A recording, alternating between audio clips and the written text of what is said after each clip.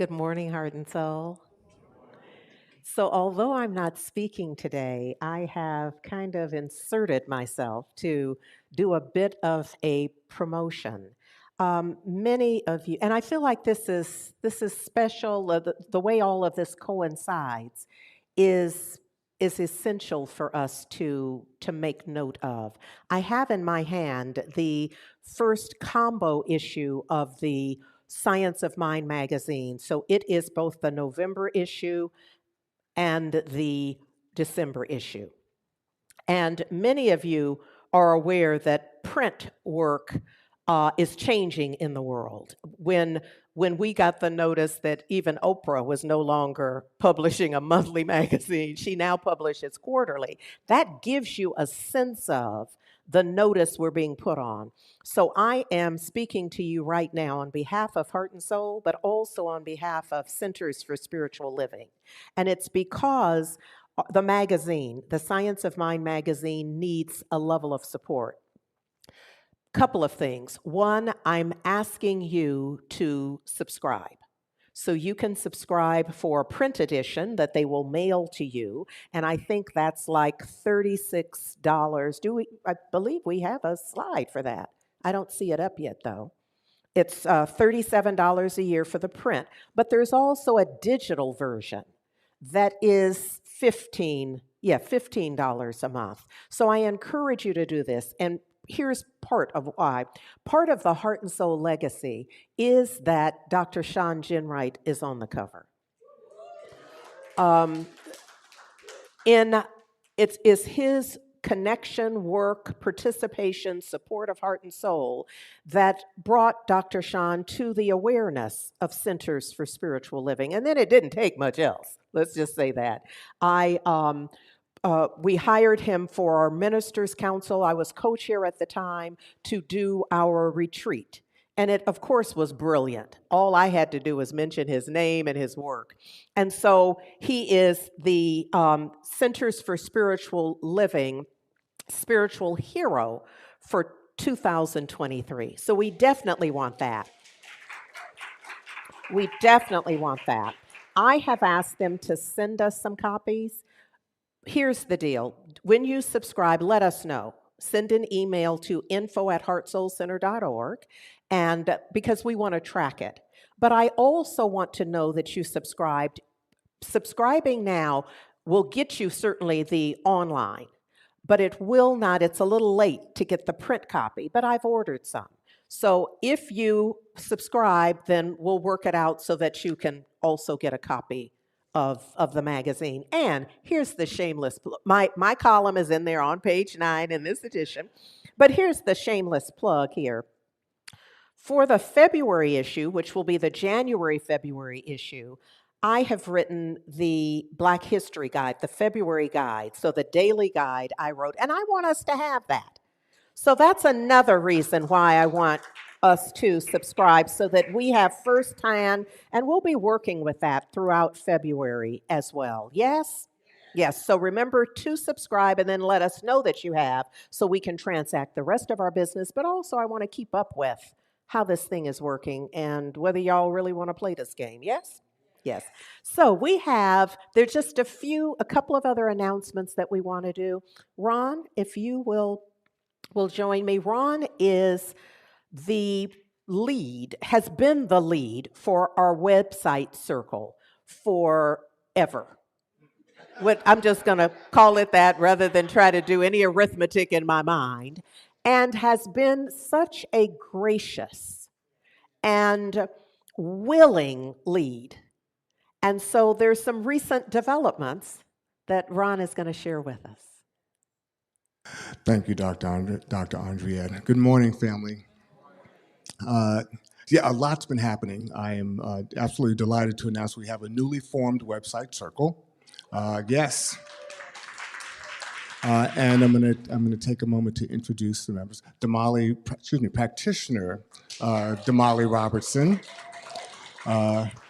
Janice Richmond, who's not with us today as well, Sally Dew, part of our welcome circle, Kathy Dew, And our member Sheila Lewis, who is based in Seattle. What I'm enjoying so much about working with our team is that Sally and Kathy bring decades of experience in website design and graphics. Damali is the teller of truth, and in such a way that when people come to our website, they will be able to get that this is heart and soul. From the content that's there. And Janice Richmond is our graphic artist. Very much of what you see in the sanctuary and around is her work. And Sheila Lewis is the project manager of project managers. And I'm also delighted to announce that she is recently accepted the role of co-lead for our website circle. Yes. So there's a lot going on, and we're actively engaged in redesigning our website. And it's a huge undertaking. We did a similar update 5 years ago, maybe more than that, and it was work.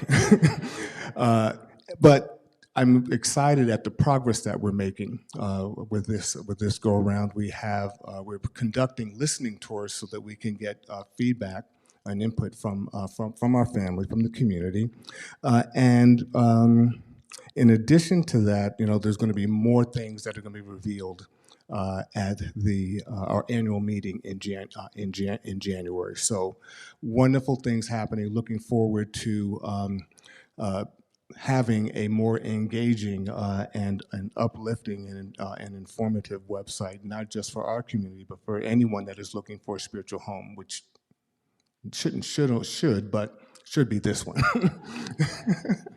And yeah, so Reverend Doctor. Thank you, Ron. Just kudos to the reformation of the team. Let me acknowledge that there has always been a website team, and those folks were steady Freddy about ensuring that we had something up in the way of a presence, a website presence for Heart and Soul. And now there's another level, there's a shift for that, and they are just moving full speed ahead. And part of what came out of this team was the request, the suggestion that we update the logo.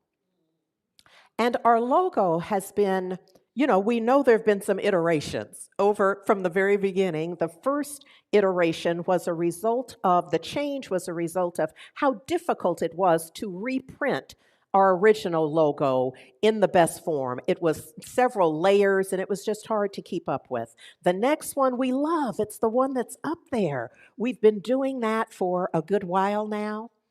But today, we are unveiling. This is the reveal for the new logo, our newest. So here we go. Well, grab it right here. Well, no, that's not it. This is what does it. So that's the new logo. Yeah. When I see it, it makes me think, first of all, it's an homage to our original logo, for those of us who are familiar with that. But it also says to me that our heart is lit. Yeah? All right. Thank you very much. Thank you, Ron. I'm just going to put this right here for now so I can get it out of my hand. There we go. Because I also have another opportunity. I want to say that the path to membership, there is a path to membership that we're working on that's coming up, but this ain't that. The path to ministry is an individual path.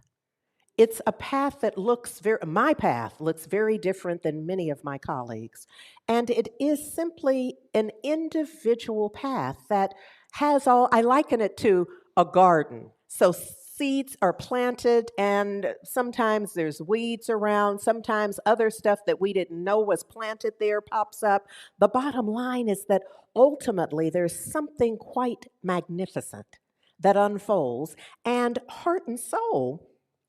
In this particular case, I know that many of us who were here in 2009 had the experience of watching Sonia Russell, who was then completing her practitioner work and was about 37 years old. All of this is pre grace. There's a pre grace Sonia and there's a post grace Sonia. Yes or no? Okay, all right. So all of this is pre grace. And what I want to acknowledge is that we have had the unique and blessed opportunity to watch the progression, to watch the expansion, to be blessed by the shifts and changes that a human takes on when there's a calling on their life, when they're choosing something beyond whatever they've chosen before. Does this make sense? Yeah. So, in this particular case, what I want to acknowledge is that we are at a unique place in time where Sonia's path to ministry we acknowledged her a couple of years ago when she first completed her ministerial studies. And now we're acknowledging her. I'm going to invite Reverend Sonia up and Reverend Jack because we have a bit of business. All right? So I'm going to invite you and then I'll do a welcome. Okay, sounds good. So I think there we go. I can tell my mic is on now. You know, it's part of even what I'm going to be talking about today are the attributes of ministry and attributes of answering the call. And so I'm going to ask each and every one of you right now to think about what is an attribute in a good minister. What do I look for a minister to be? Well, part of it, if you need a clue, it's in our mission statement. It's in our vision statement. Loving, compassionate, world-class, and teaching. So it's right there. So anyone who's called to ministry here in this house is going to have some of that. I want you to know that Reverend Sonia is and has been one of those teachers, and I love that you lifted up Grace, because there's these moments when you notice what you notice, and you go, oh, she's teaching me right now. And so Reverend Sonia and I were standing side by side at a registration table, working some stuff, doing some stuff, very busy, and Grace comes up and wanted Mom's attention. We were busy. And Grace was getting a little bit more agitated that Mom just wasn't stopping what she was doing in that particular moment to give her her full attention. And this one, as a teacher, looked at Grace and said, I get that you're upset. I want you to be upset. Do you want to be upset for 1 minute, or do you want to be upset for 2 minutes? And Grace goes, 2 minutes. And this one said, okay, good, I support that. Go right over there and stand and be as upset as you possibly can be for 2 minutes. So Grace, being Grace, goes over and she starts.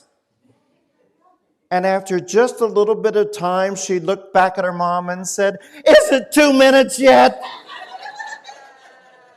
And I thought, oh, now that's a teaching I'm going to use.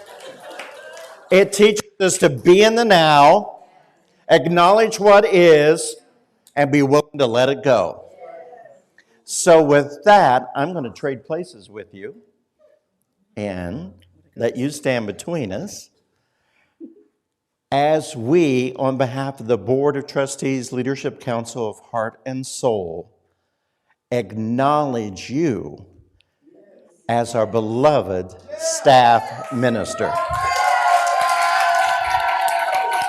Reverend Andrea.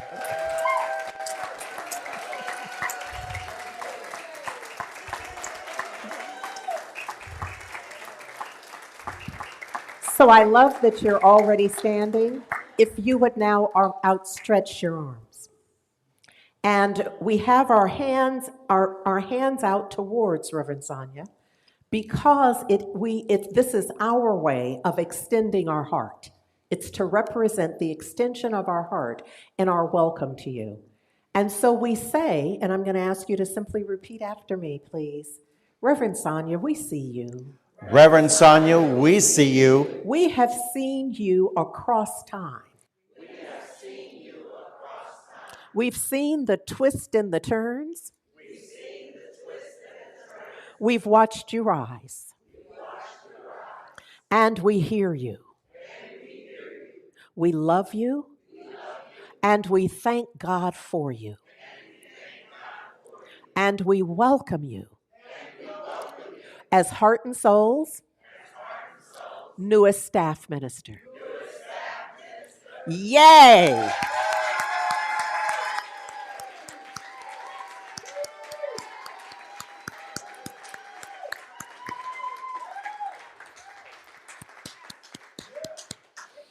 Mm-hmm.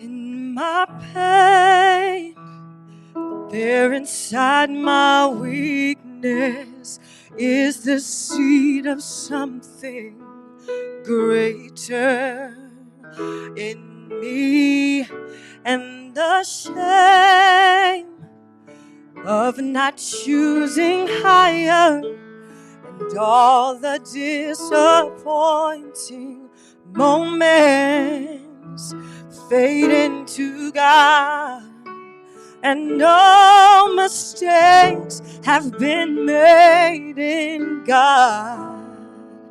All the ways that we seem to fail in God all fade. It all fades into God.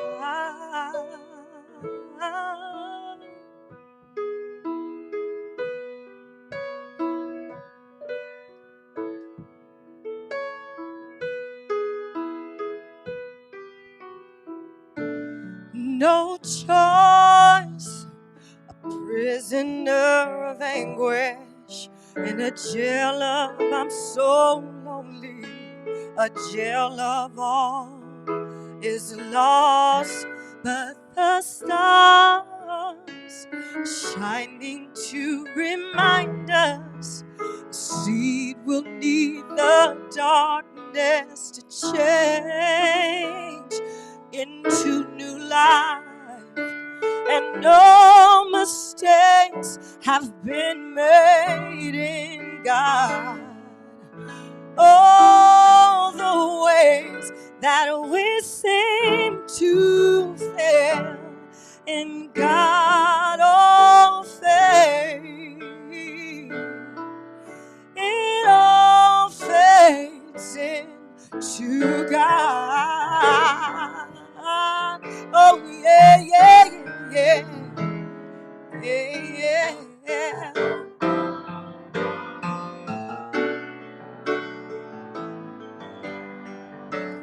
In God is the gravity that holds me together. In God is the orbit in which I am spinning. I see the stars and I I remember to remember inside my pain is the seed of my strength. In God is the gravity that holds me together. In God is the orbit in which I am spinning. I see the stars and I remember to remember inside my pain is the seed of my strength. God is my life. In God is such excellence. All the ways that we seem to fail, in God all fail. It all fades in to God.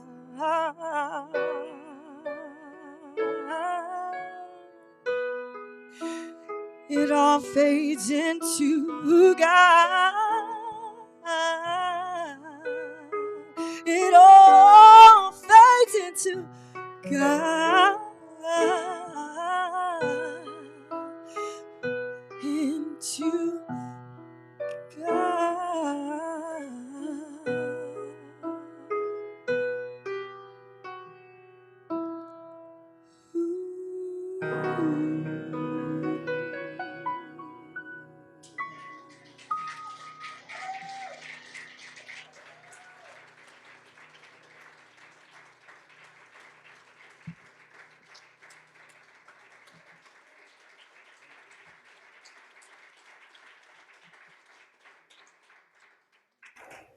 Wow. Thank you, thank you. It does all flow into God. There's a part of me that most wishes you here in the room would flow a little closer so I could feel your energy and you'd be a little closer. But I'm going to ask you right where you are to really be intimate and close with us right now. And those of you watching at home, I'm going to ask you to blow up the chat and to let us know that you're right there engaged, because as I prepared my talk today, knowing that we were going to be honoring Reverend Sonia, I was really thinking in this whole idea of answering the call to ministry. The Reverend Dr. Andriette made a comment that it's a very individualized path that we each take. But those of us that are ministers sometimes, especially when we welcome new ministers, there's this kind of unspoken thing. It's like we're supposed to show them how to do it. We're supposed to prepare them for what they're about to experience. And there is no preparing them for what they're about to experience. And it's like I can only look at my own journey to ministry that started some 38 years ago and realized that one of my teachers in that journey of knowing what to do was my beloved best friend, Gary Stroher. And so I'm going to talk to you about Christmas, December of 1991. Gary was just about to go into hospice care. He was getting ready to make his transition during the AIDS pandemic. And one of the things the doctor said to him is, you really need to be going into hospice. And he said, but I don't want to. I want to go and spend Christmas at Jack's house. And the doctor said, well, okay, you can do that, but there's something you must prove to me that you were able to do on your own. And that was to take his medicine intravenously. So when he arrived at my house, there was the rack and the tube and the medicine and the cord, and he had to be able to administer his own medication every 4 hours in order for him to be there. So Gary, being Gary, did something that was very Gary. He looked at me and says, "You have to do this." And I was willing, but afraid, because there was this bubble thing. And if the bubble thing happens, I would be helping him make that transition about 6 months sooner than he did. And so I thought, okay, God, I'm a vessel. Show me how to do this thing. And Gary started to teach me. You do this, you do this, you do this. And then I had an aha. He's not expecting me to know how to do this. He's teaching me so he'll know how to do this. That was him reassuring himself in each step along the way that he knew what to do. And I thought, that's what ministry is. Here's the thing behind the curtain in ministry. You are just a little further down the road and just a little bit more around the next curve than anyone else. But you're still on a journey. You're still on a very individualized journey. And what we know about that journey, there are potholes. There are bumps. Some places there are those speed bumps that you didn't even know that were there. And alongside of that road is an eddy of muck and yuck. And if you get just a little bit off the path, you get stuck in that eddy. And guess what? That's what you've been called to teach. Now, the other person that I want to share with you is a person that you could look up on Facebook. His name is Gabriel Delgado. He is an opera singer that lives in Puerto Vallarta. And there was this, not long after Gary's transition, and I'm really looking at my ministry and understanding what it is that I'm called to do, I decided that I needed to go on a little spiritual respite myself, just to get back in the pace, just to get back into line and to learn what it is that I'm called to do. And so I go to Puerto Vallarta, and one of the things that I do when I travel is I try chicken salad. Chicken salad is one of my most favorite foods. It doesn't matter whether it's a chicken salad from Safeway, from Costco, or wherever. There is, like cheesecake, there is no bad chicken salad. So I've arrived in Puerto Vallarta. I'm, checked into my friend's condo that I'm staying at, and I'm walking around the romance zone, and I see a sandwich board sign out in front of this restaurant that says, chicken salad. I'm in. This is where I'm having lunch. So I go in, and it was a restaurant adjacent to a hotel, and as you're in the restaurant, you're sitting there looking out at the ocean, taking in the view. There are some, chase lounges just off of the deck of the restaurant that goes to the ocean. But this restaurant has a few people in it, and so I sit down at my table and I order my chicken salad. And I have my copy of Ernest Holmes' book, This Thing Called You. And I'm doing some little journaling and reading and thinking, and what is it that I am discovering? And the devotional that I had looked at that day was Matthew chapter 25. And I remember it because it was the first Sunday school lesson, for those of you who know this thing called Sunday school, that was mandatory attendance for all of us that were raised in certain families. Well, I adored my Sunday school teacher when I was 5. Her name was Mrs. Stocksdale.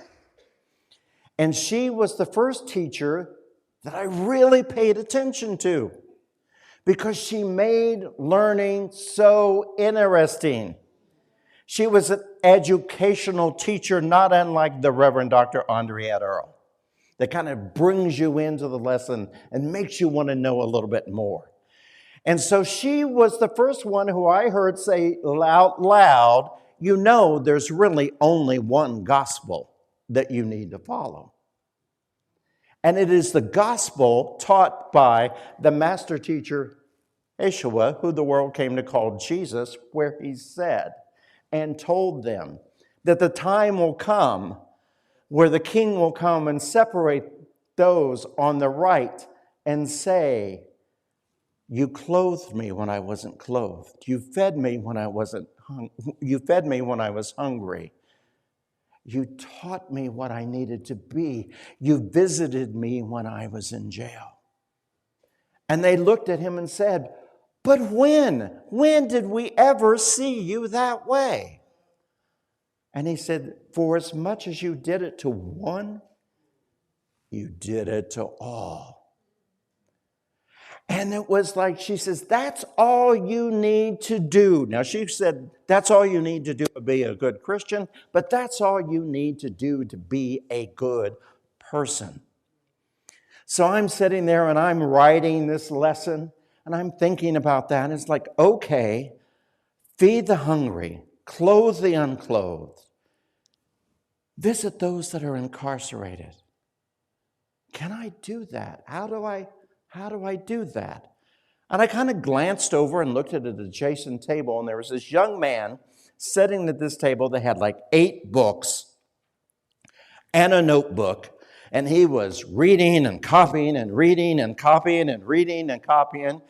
And I thought, I have my one book and my one journal. He must be studying for an exam. And he was smart enough that he had his back to the ocean. Because I'm still sitting there in my table, looking out at the ocean, looking out at all the beauty that is there, getting inspired, but he's focused. And I knew just enough Spanish that I could see the titles of a couple of books, and it translated to like constitutional law, trial preparation. And I thought, oh, he must be studying for a bar exam. Well, just as I observed that, I noticed as happens, a young man was being chased out of the restaurant. Someone about 13, 14 years old was being chased out by the waiter. And that caught Gabriel's attention, and Gabriel looked up and he raised his hand and, no, stop. And he had some words with the waiter, and he pointed for the young man to sit down at the table across from him. And just a moment later, a large bowl of soup arrived, and he placed it in front of the young man. And then I noticed that the young man was starting to, if there were 2 carrots, eat 1 carrot. If there were 2 potatoes, eat 1 potato. Whatever the vegetable was, he shared. He was counting it out. And Gabriel noticed this as well. And he called for the waiter and he asked for another bowl to be delivered to the table and told the young man to go get his friend. But clearly the sign was, you have somebody else you're traveling with here who is as hungry as you are. And so the other young man came and they sat down across the table from one another and they had the bowl of soup. Well, of course they ate like in a minute. I mean, it was quickly devoured. And then my friend Gabriel kind of set them on their way. And I thought, I've got to have a conversation with this person. I've got to talk to him because he just demonstrated to me the part of feed them and when they are hungry. And I was impressed with how he did it. And so I'm looking at the books and I said, you must be studying for a bar exam. And he goes, yes, I'm going to be a lawyer because I'm dedicated my life to working with those people that have been wrongly imprisoned. And I thought, the second lesson. And so we talked a little bit more. And I said, may I come over and sit with you? And we talked a little bit more. And then it was time the lunch was done. The restaurant was getting ready to prepare for the evening meal. And we were still sitting there. And he said, well, come on with me. And just as we left the restaurant, there was this elderly woman with one of those patio umbrellas and about 30 t-shirts folded over her arm this way, and another bag that she was carrying. And she was a vendor who on the beach was just selling stuff to whatever tourist that might take it. And he walked up to her and said, "Do you need help?" And she said, "Yes."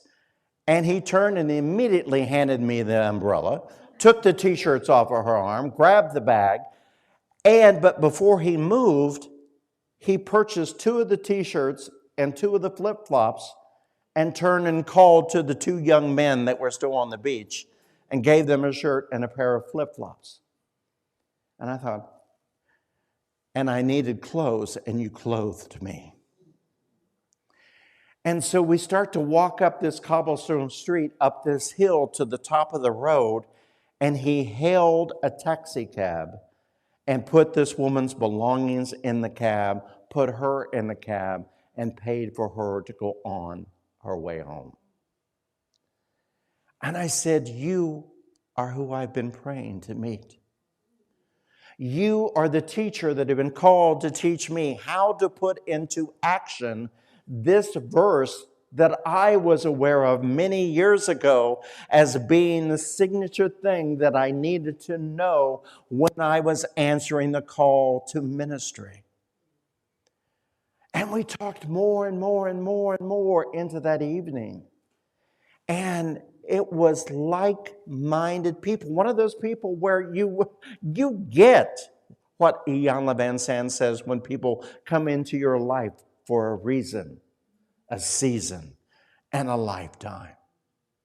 Now, that was the one day in my life that I spent with that human being. He came into my life for a reason, to be the demonstration of that I was seeking to understand more. He was putting it into practice. And so I have used that throughout my ministry to know whether I'm on track or not. Am I doing what it is that I am called to do?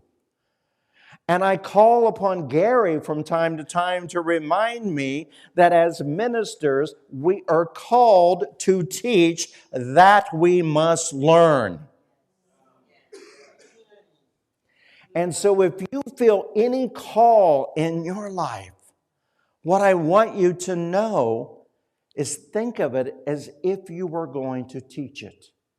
As if you were going to teach it to a sibling, if you were going to teach it to a child, if you were going to teach it to a coworker, because that, as our friend Harold once said, will concretize it into your knowingness so that you can keep it, embrace it, and hold it, and celebrate it. So my word for Reverend Sonia today is, I know that this is just the beginning. And even though that road that you've traveled thus far has been bumpy, has had its icy patches, has had the opportunity where you've stepped off the path and ended up in the eddy, you got yourself out. You got yourself out and you activated that attribute known as perseverance. You also activated that attribute known as faith. Because we would not need faith if the road was always smooth. Faith is what we actualize when the road gets bumpy. And those of us that have lived a little bit know it's going to get bumpy.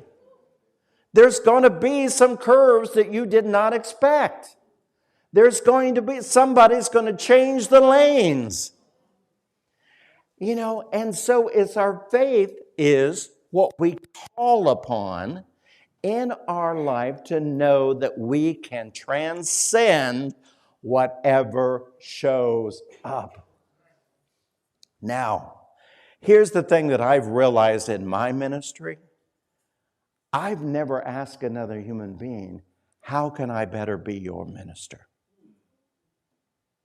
How can I be of service to you? And I realized that that was a missed opportunity. Because just as I also know, if I were to ask the same question, what would I want a minister to be? So I don't know that I could say to Reverend Sonia or to anyone, here's what you need to be in order to be an effective minister, other than to be loving and compassionate and committed to being world class as a teacher. As a teacher. Because what we're really called to be is the demonstration of what it is to show people how to get from where they are to where they want to be. And that's always changing. It's always changing. When I first became a minister, I became a minister because I was angry. I became a minister because ministers were shunning people with HIV and AIDS and saying, I'm not doing your funeral. I said, I can do that. I can do that. I'll go get whatever it takes in order to do that. And I now look back at some of the decisions that I made at 32, 33 years old when I proclaimed that I was going to be a minister and thought, you were pretty audacious.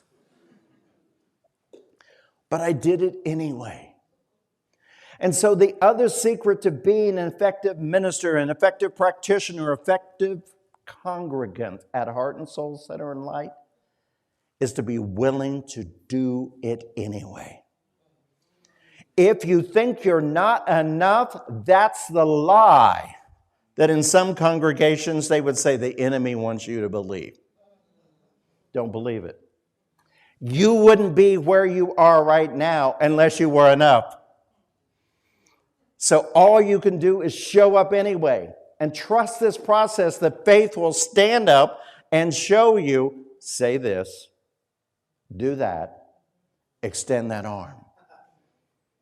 So when I say I never asked how to be your minister, I trusted that process. But here's the other thing I need to let you know. Anyone within my voice, know this. Your minister does not come with a crystal ball. There are going to be those times when we let you down, disappoint you, and dare I say in the most spiritual way, piss you off. And if we do, we've done our job. Because that's your journey. I can't tell you how many times that I have, in a metaphorical way, said, here's the bridge from getting from where you are to where you want to be. And I'll be on the other side of the bridge. It reminds me of my mom who was teaching me how to ride a bike. She was never that parent that was behind me or alongside. She walked further up the sidewalk, drew a chalk line, and said, I'm over here, come to me. That was my motivation from getting from where I was to where I wanted to be. I wanted to be with her, and I had to ride that bike to get there. So as a minister, sometimes I'm on that other side of the bridge going, okay, here's where you want to be. And the person is on the other side going, but aren't you going to drag me across? No. I'm not going to drag you across. I'm not going to go look for you if you're not there. That's on you. You've got to be willing to do it for yourself. That second step from where life happens to me to taking dominion, where life happens by me. You've got to walk across that bridge. You got to walk across that bridge. Otherwise, if you don't walk across that bridge, you will never meet the like-minded travelers in the next thing, the next level of consciousness where you're surrounded like we are here with like-minded people. So the key is be ready. And I'm going to ask my brother in ministry to come to the pulpit because he's going to read the quote from Dr. Ernest Holmes today that I want to share with you. So, Revelo. Peace be unto thee, stranger. Enter and be not afraid. I have left the gate open, and thou art welcome in my home. There is room in my house for all. I have swept the hearth and lighted the fire. The room is warm and cheerful, and you will find comfort and rest within. The table is laid, and the fruits of life are spread before thee. The wine is here also. It sparkles in the light. I have set a chair for you where the sunbeams dance through the shade. Sit and rest and refresh your soul. Eat of the fruit and drink of the wine. All is yours, and you are welcome. Thank you, Reverend Angelo. We are called to create that safe sanctuary. Whether it be in your living room, whether it be at the bench beside of you on BART, whether it be at this very door, you are called, each and every one of you, to be the demonstration of this is a safe place. All are welcomed here. All have come here because they have been drawn here by you. You are heart and soul center of light. The Reverend Dr. Andriette Earl and I, the Reverend Angelo and I, Reverend Armand and I, Reverend Sonia and I, we're the teachers, but you are the heart and soul of Heart and Soul Center of Light. And I want to leave that with you, that you never forget that you embrace that you celebrate that, and know that if we are going to be a part of the creation of a world that works for all, it's on you. It's on you. And here's what I know to be true. You're ready. You are ready, because all things come together for the goodness that God is. You are the demonstration of that God, because we know that God is love. And so it is. Thank you.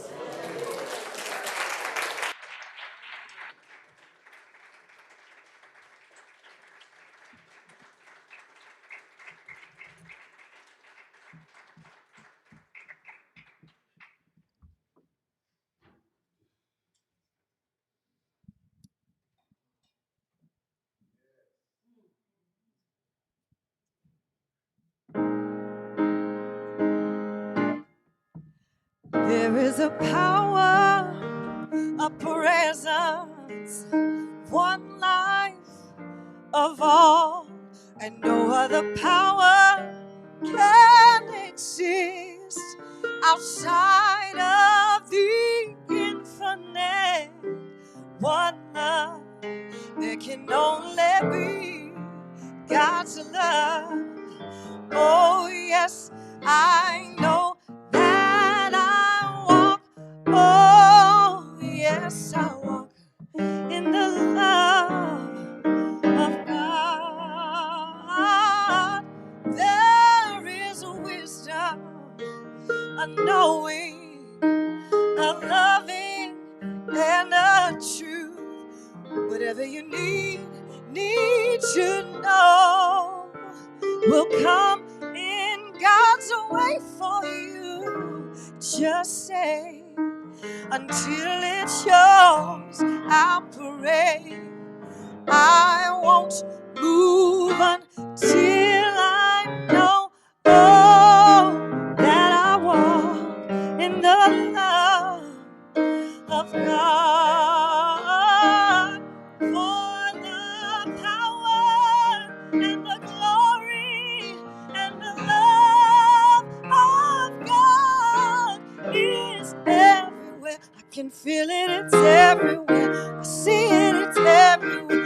know in my heart for the power and the glory and the love of God is everywhere. I feel it, it's everywhere. Don't you know it, it's everywhere. And I know in my heart, yes, I walk in the love of God.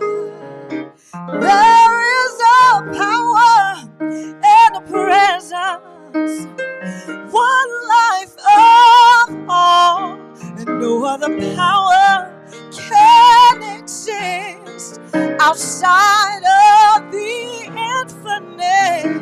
One love, oh, there can only be God's love. Oh, yes, I know that I walk. Oh, yes, I walk in the love of God.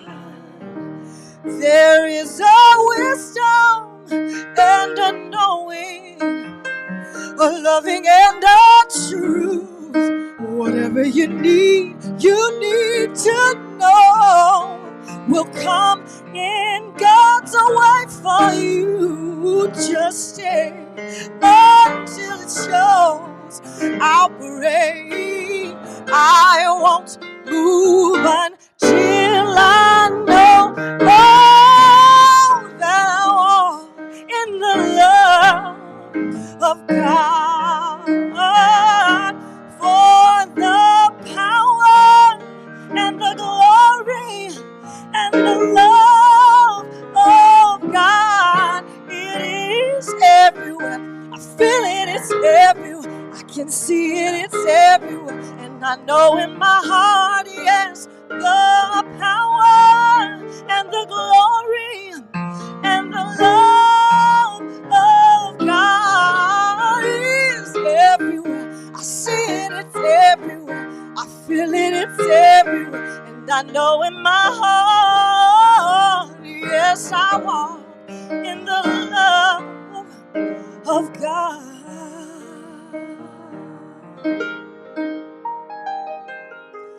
For the power and the glory and the love of God. It's everywhere. Don't you know it? It's everywhere. I see it is everywhere. Let me tell you, for the power and the glory.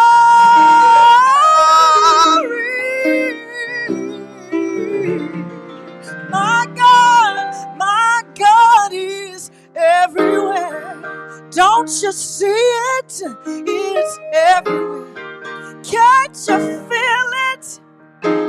It's everywhere. And I know in my heart that I'm gonna keep on walking. I'm gonna keep on praying. I'm gonna keep on seeking. I'm gonna keep on healing. 'Cause I know in my heart